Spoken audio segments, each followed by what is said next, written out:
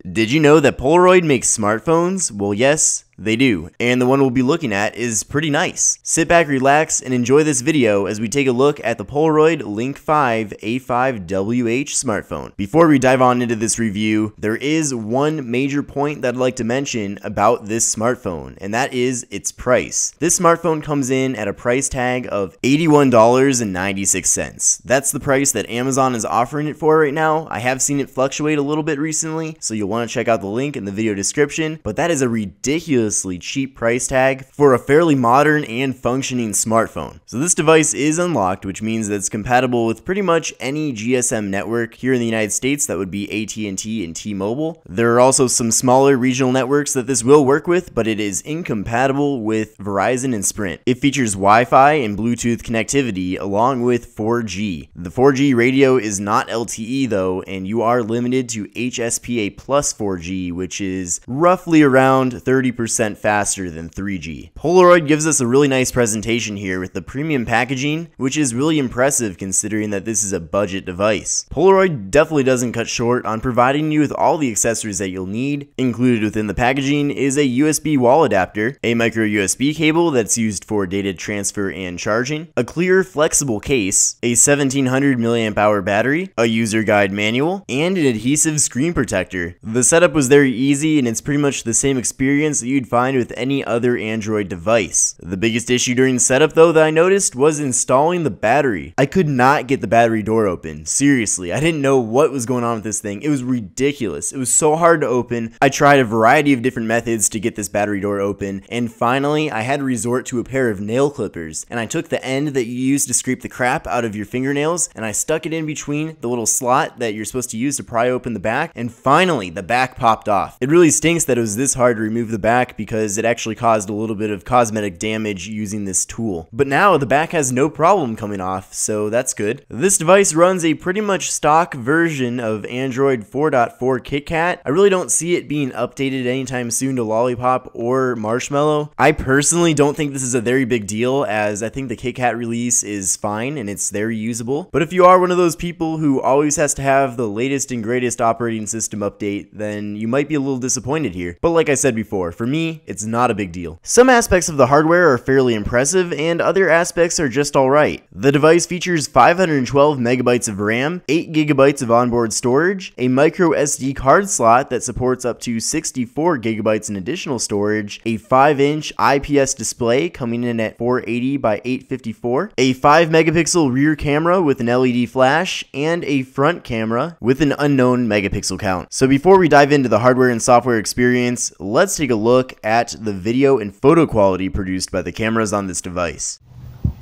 Hey everyone, this is Kevin here coming at you with a test video from the Polaroid A5WH. So this is their 5-inch smartphone, and as you can see here, the video quality isn't really anything too spectacular. It doesn't record in HD, but then again, that's kind of what you expect from a camera in this price range being so cheap.